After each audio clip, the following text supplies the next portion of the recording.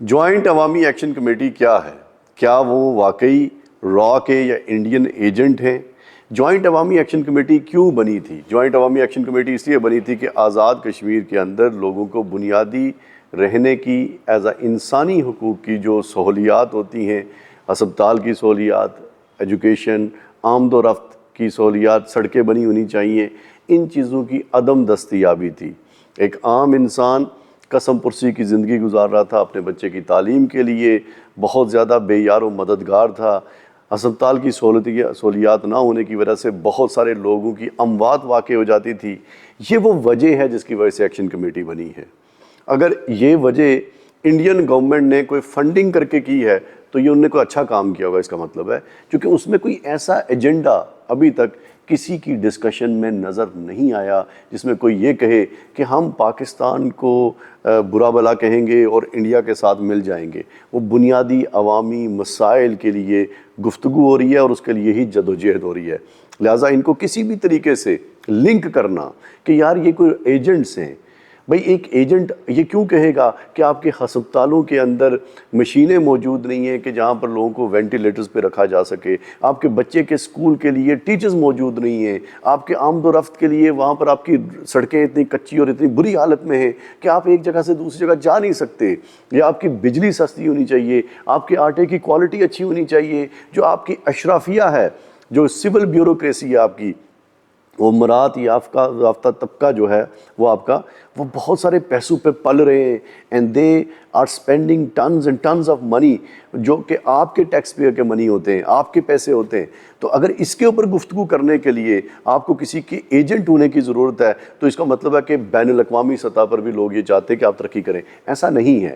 Basically جو آپ کا پولیٹیشین ہے لوکل سطح کے اوپر، وہ یہ ساری کانسپریسی ڈیولپ کرتا ہے، وہ یہ سازش کرتا ہے، کیونکہ وہ آپ کے پیسوں کے اوپر، ایک عوام کے پیسوں کے اوپر وہ کرپشن کر کے اپنی اولاد کی اور اپنی زندگی گزار رہا ہے، اپنے لیے بہتری کی کوشش کر رہا ہے اس کرپشن کے پیسوں کے اوپر۔ تو وہ یہ چاہتا ہے کہ اچھا میں اس کا مقابلہ تو نہیں کر سکتا کہ میں ایکشن کمیٹی والوں کو یا جو نوجوان باہر نکل کے کہنے لگے کہ سڑکیں پکی کریں، ہسپتالوں کے اندر سہولیات پیدا کریں یا اسکولوں کے اندر ٹیچرز کو مہیا کریں، میں ان کے یہ حالات کو ٹھیک نہیں کر سکتا، میں ان کو یہ سہولیات مہیا کرنے کے لیے بجٹ کو ایلوکیٹ نہیں کر سکتا، تو میں یہ چاہتا ہوں کہ میں لوگوں کے سامنے ان کا امیج ڈسٹارٹ کر دوں اور یہ کہوں کہ جو لوگ یہ اپنے بنیادی مسائل کا حل مانگتے ہیں یہ ایجنٹ ہیں۔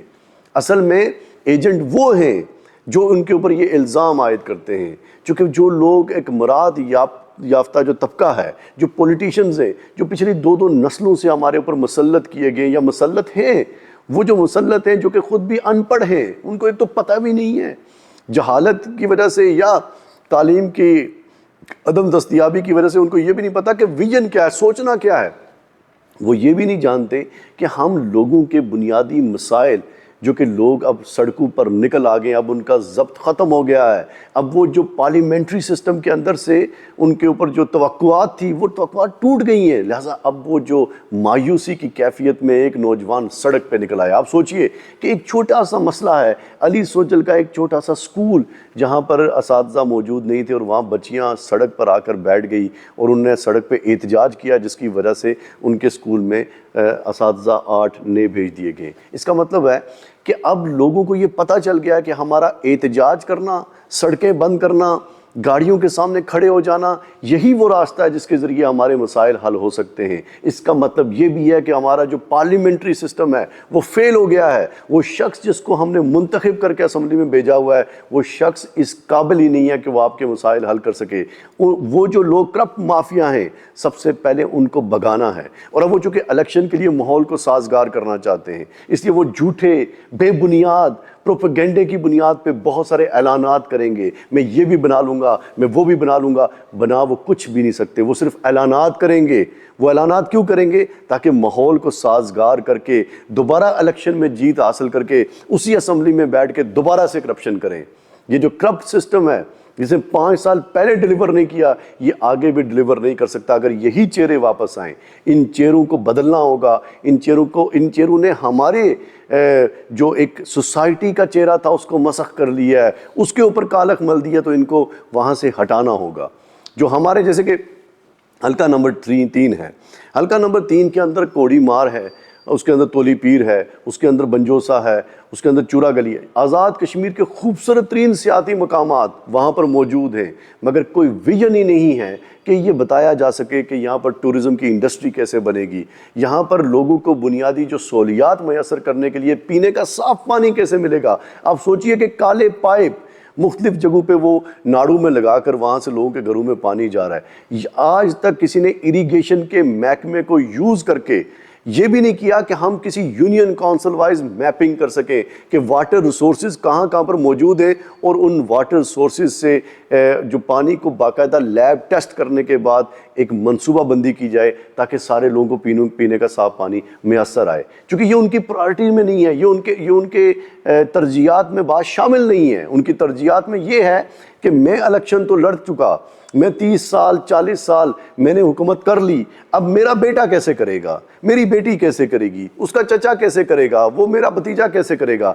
ये उनकी तरजीहात हैं। आप उनकी तरजीहात में शामिल नहीं हैं, लिहाजा ये जो इलेक्शन का निज़ाम लेकर आ रहे हैं और उसमें बहुत सारे आपने देखा होगा पे दर पे ऐलानात किए जा रहे हैं, ये तमाम ऐलानात बेबुनियाद हैं। जब तक कि अवाम के जो मसाइल हैं, जो हम सारी अवाम तमाम पॉलिटिकल पार्टी से ताल्लुक़ रखने वाले लोग, खा वो नून लीग में थे, पीपल्स पार्टी में थे, वो तहरीक इंसाफ के थे, जिस भी पार्टी के थे, वो सारे हम कोहाला पुल पर जमा हुए और हमने कहा कि ये हमारे मसाइल हैं, इन मसाइल को हल कीजिए।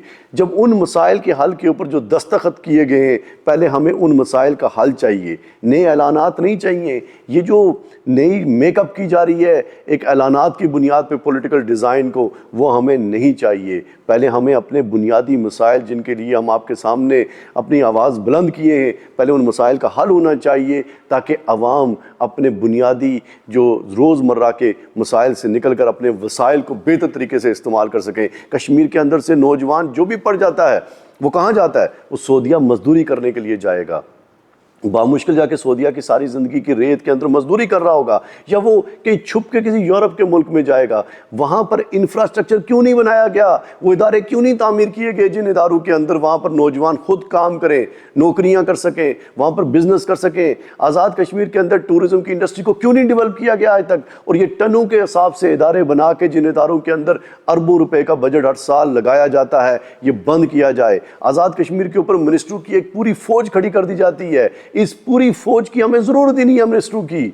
हम आज़ाद कश्मीर के अंदर एक बुनियादी इंसानी सहूलत ही मैसर नहीं है कि एक बंदा छोटे गले से, एक बंदा बंजोसे से अपनी बीवी को जो कि बेचारी बीमार हो, जचकी का मसला, उसको लेके जब तक वो रावलाकोट पहुंचता है, रोड के इतने बुरे हालात हैं कि रास्ते में या तो उसकी मौत वाक़ हो जाती है या बच्चा पैदा हो जाता है।